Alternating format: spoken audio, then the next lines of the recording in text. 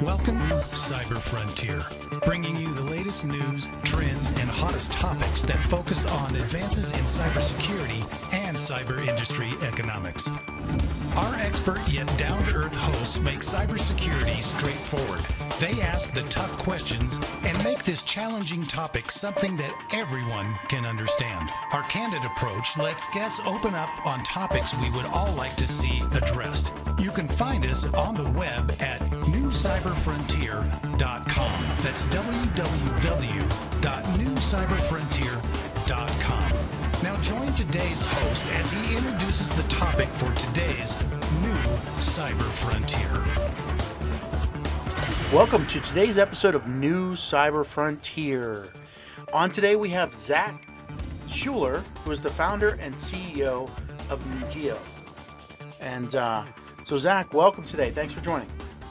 Thanks for having me. Definitely. So I see you there at home with all your nice backgrounds and scholarly-looking books and whatever in the background there. But welcome today. And your background is as serial entrepreneur is how you're kind of listed right on your LinkedIn profile. That's right. How many companies have you started? So this is I would say 2.5.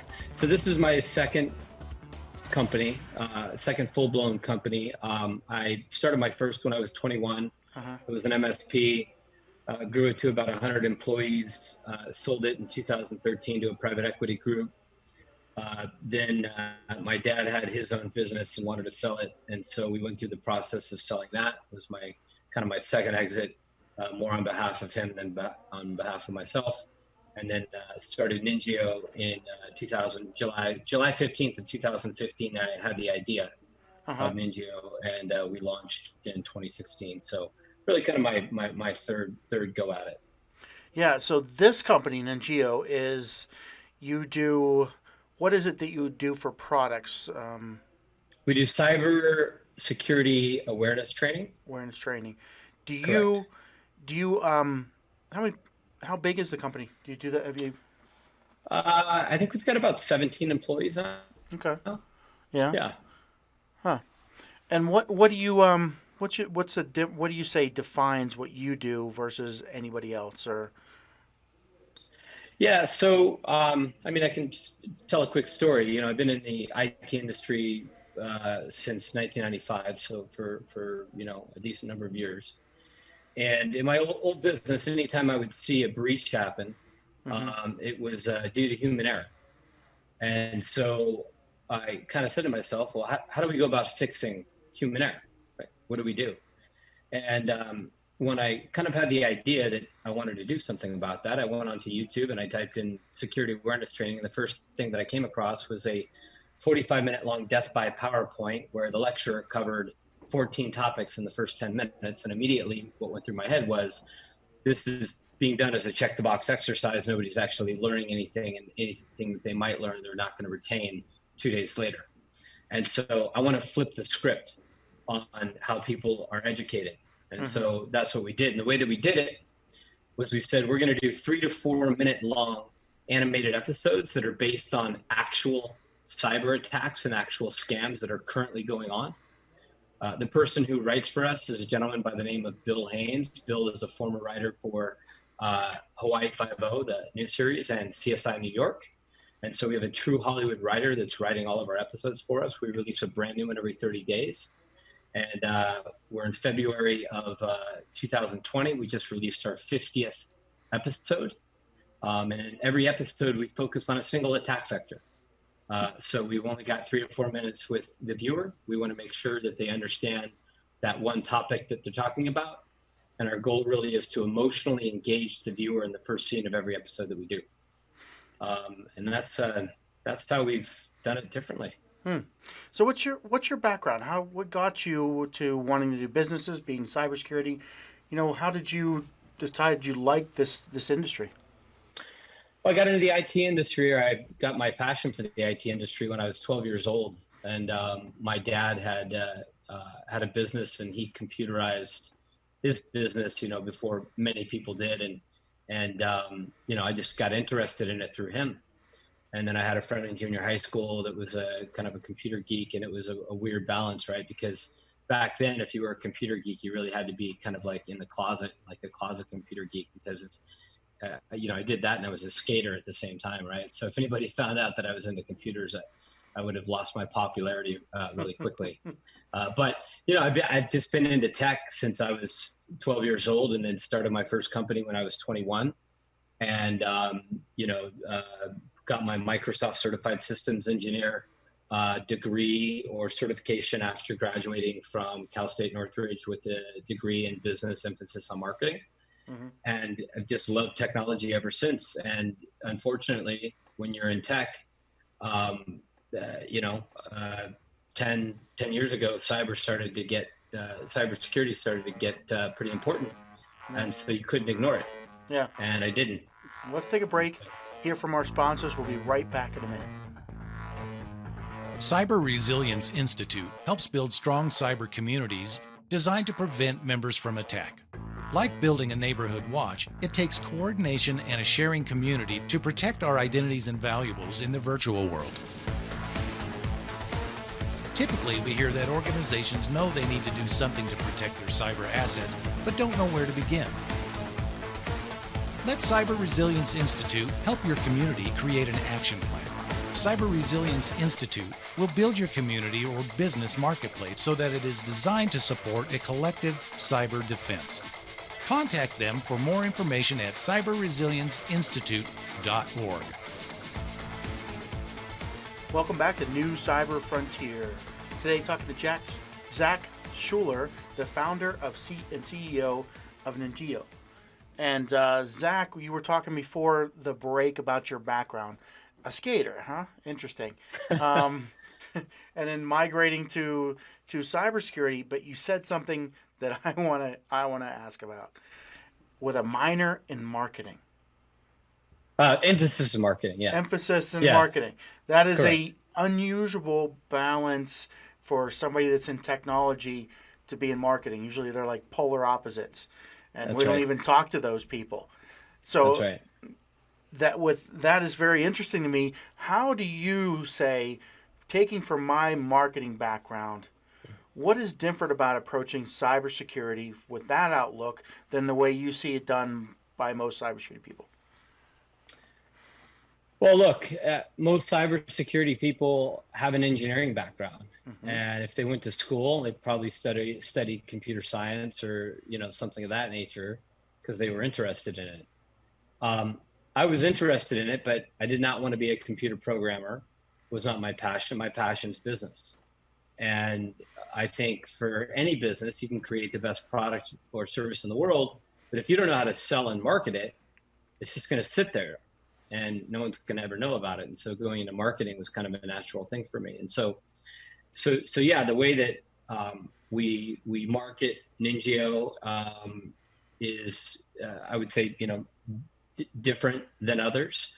And I think we have an exceptional marketing strategy, behind the business, and that's led to, growth that's been at minimum in our worst growth year is 50% year over year. And it's I'm just different that way. I've got a love and a passion for tech, but I've got a pedigree in business. Yeah. So who's your target when you're marketing? Who's your target kind of demographic that you market to? Well, that's a big. It depends on what the campaign is, right? Because we've got multiple marketing campaigns that are going on. But if we talk about really what our sweet spot is, it's kind of the upper mid market to the low end of the enterprise. So we're talking about organizations with anywhere from 5 to 50,000 employees, 5,000 to 50,000 employees. Are you addressing middle management, upper management, CEOs? Where's your doorway into who you talk to get to spend the money? Great question. It's the Chief Information Security Officer.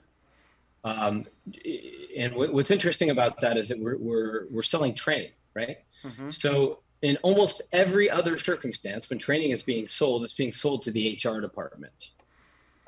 We almost never talk to the HR department. Now they will vet our training and make sure that it's appropriate for the organization, but the sale is always going up through the chief information security officer. Sometimes we're talking to that individual, we hope to be, and sometimes the CISO has put somebody in charge of security awareness training, and sometimes we're talking to them. Okay. So other than training, I'm just picking your marketing brains, what I'm doing. You said you did a couple other security companies, managed security. Who was your target for marketing in other than training with services and stuff? Was it I've heard people say CFO is sometimes the best way to go into a company. Yeah, I think it depends on what you're doing. So in my former life, I had a managed services provider that was focused on basically, if you had to categorize it in simple terms, it was outsourcing, small and medium-sized businesses outsourcing their IT support to us. And many times those organizations did not have a chief information officer. They would have a CFO, and the CFO is a lot of times the person that we would be dealing with and the person that we would be marketing to, because we could very easily make the argument that it's much more efficient in the SMB world to outsource your IT to a managed service provider than it is to try and hire your own internal staff. Okay. And obviously, when you talk about money, the CFO is the one that you might be talking to. So now, those two people, you've addressed the CIS or Chief Information Security Officer or the CFO. What's your approach marketing-wise to get their attention, to get that conversation? Yeah, so I mean, my most recent experience is marketing to the CISO, and the beauty about our service is it's a tangible service. It's a service offering, but it's real easy for us to send out a message. We do a lot of work through LinkedIn, and we send out a quick little message with a link to one of our episodes. It's only 3 to 4 minutes long, and a CISO could watch that episode and they will almost immediately just get it. Like they'll say, oh, I understand what you're doing and how you're going about training people and how it's so different. And so, LinkedIn has been great for us. We do a ton of thought leadership. We have a magazine coming out in 2 weeks. It'll be our first magazine called Aware Magazine. And I just, I'm all over the internet talking about, things like neuroscience and cybersecurity and that sort of stuff. And that a lot of time piques the interest of the CISOs that we're focused on. Interesting. So it's just an awareness campaign, much like what we're doing here, right? That's right. More of the awareness campaign, and neuroscience and cybersecurity. So I've seen, and I think that's how we caught up with you. We saw some of your posts on neuroscience and cybersecurity, and explain what it is that you look at there that helps to get people's attention. What's your process? Yeah. So one of the first things that we did and that we took note of is the fact that the human attention span is down 33% from the year 2000 to 2014. That was a Microsoft advertising study that was done. And when the pundits would opine, everybody would say that social media is to blame. We now take information in bits and bytes as we scroll through our phone, and we're essentially rewiring the brain and giving us a form of ADD. And so I figured out that we have to, if we're going to educate people on cybersecurity, we're going to have to do it in a way that's attention grabbing. And so we're very intentional in our process such that A, our content's written by a Hollywood writer that I've already mentioned. B, we emotionally engage the viewer in the first scene of every episode. And so in the first scene, there's something dramatic that is happening or is about to happen. And so neuroscience, the research that we've done has said that for training to be successful, it has to be engaging, and people also have to form habits around it. And Zig Ziglar has a quote whereby he says that something around, the mother of learning, or frequency is the mother of learning. And so through our methodology, the NINJIO methodology, you get an episode the first week of the month. The second week of the month, you get an infographic. The third week of the month, you get what we call our anchoring cartoon. The fourth week of the month, you get a poster advertising the new episode. And so we're constantly like drip marketing security awareness to our end users. And they start to form habits and they start to form digital identities as a result of going through this process. Okay. We all have a physical security identity today. What do I mean by that? I'll prove it to you. And I'll ask you a question, even though I know you're supposed to be asking me the questions. But hold on a minute. We got to hear from our sponsors, but this is something we want to hear about when we get back. We're right back. Okay. All right.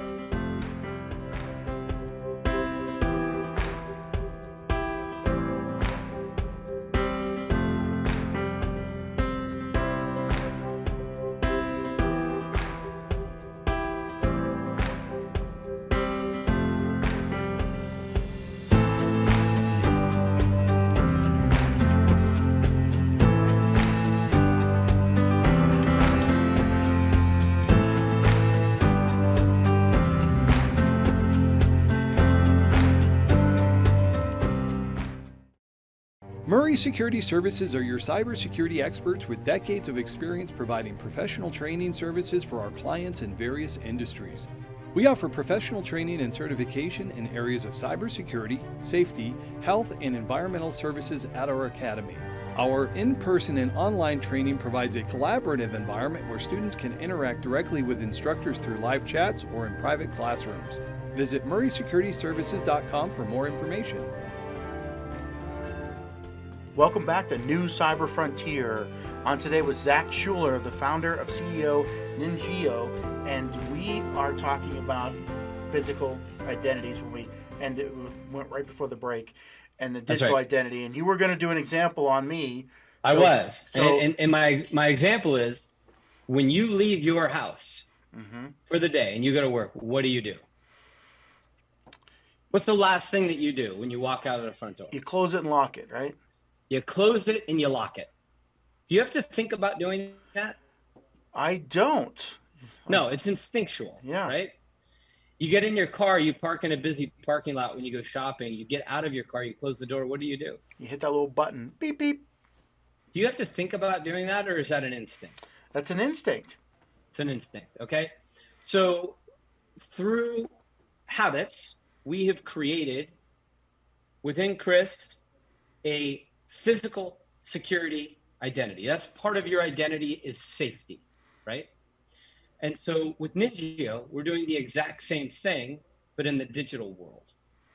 And so right now, for most people, when they get an email, they have an instinct to click on a link that's within the email. That's their instinct.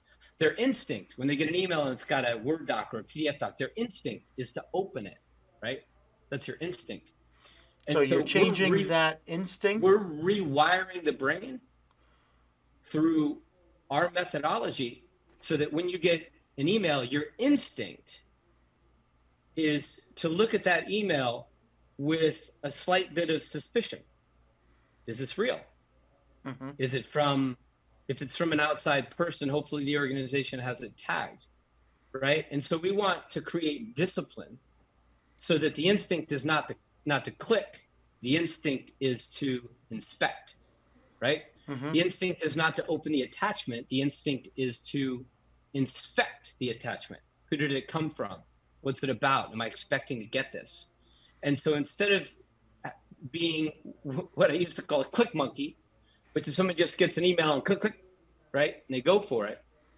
We want to rewire people's instincts so that they're inspecting this stuff before they're just clicking on it. Now I'm thinking about this, and I remember early days of email, that was a pretty big instinct. But now I think there's a new dynamic happening that I can only refer to as the Twitter effect, where there's no way you're going to open every email because you just get too many. So I'm spending my time more figuring out which email is a valid one to even open. And I've departed from the click monkey to being, I'm only looking for active things that I know I'm expecting almost half the time. What do you think Yeah. about that new kind of? I see a lot of people going to this, where our email feeds. As soon as you get a new email address, it only takes registering at the grocery store once or twice, and you're on Yeah. 10 mailing lists. Yeah. And you start to go away from that, even opening emails, to being Yeah. selective engagers of email. Well, how do you Yeah. think that's changing the psychology around this? It's hard for me to opine on that, and the reason is, and I'm not gonna plug a particular company in this case, but I have an application in my email where anytime it's a marketing email or it's something that is, from a list that I signed up on or anything like that, it puts it into a completely separate bucket. It segregates it right out of my inbox. Mm-hmm. And so everything that I have in my inbox is something I'm supposed to have there that's either an FYI or it's actionable. It's not a piece of junk. And so it's hard for me to say, but I know exactly what you're talking about because I did live in a world where I didn't have that feature, right? And so you're constantly, at least I was constantly having, one finger on my scroll button on my mouse and the other finger on my delete key. Mm-hmm. And I would click on an email, and the second that I saw that it was something that was marketing that had nothing, that I had no interest in, I deleted it. And I was at one point in time the king of deleting emails, and I had a philosophy of email that you never go to sleep with a single email in your inbox. And I followed that for many, many, many years. I've gotten off of that in the last year just due to the volume, but I think that's a good habit to have. Yeah, and I would say I've gone to every one of my emails. I open it up and there's 10,000 unread from over the last couple of years. There's just no way I'm going to keep up with it in one email, more or less. Yeah. 5 or 6 of them that I have. But I'm looking at that headline, and I think there's another psychological neuroscience thing that kicks in that I've done research on, and that's I see the message and I don't bother with it or click on it because I'm reminded of how I'm supposed to feel when I see the message. And cybersecurity is one of those topics that says, oh, I remember when I see cybersecurity in a topic line of my training that I'm not supposed to click on things I don't know. So I don't even open the email. Or I'm reminded that, oh, that could be somebody that's trying to hack me, so I'm going to totally avoid it. And there's a psychological impact of I totally avoid cybersecurity topics because of that negative thought process around even the topic and reading a couple lines of the subject. Okay. So, that's, it sounds like digital security has kind of become part of your identity. I would say not just that, but I'd say this is an effect that happens to a lot of people. They don't engage with certain topics because of the feeling they get with looking at it, and that makes them skip the email. Yeah, I would slightly and respectfully argue that I don't think your statement of that is how it is with a lot of people. I think that a lot of people who are, you're a type A personality and, you're on the go and you're aware of things, but a lot of people are at work. They're there for 8 hours. They're just there to do their job and go home.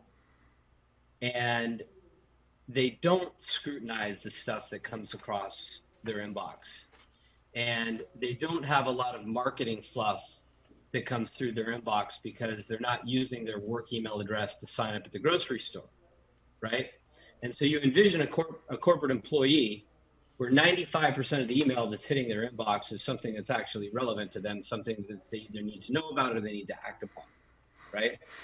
And so in those instances, that's where the hackers are trying to insert themselves into creating an email that looks relevant, looks actionable, and makes the end user want to do something, right? And and again, let me remind you, we're not talking about you and me as the entrepreneurs that get millions of different emails from all different sources every day. We're talking about your average employee sitting in front of their desk at work, clocking in and clocking out, right? That's the target audience.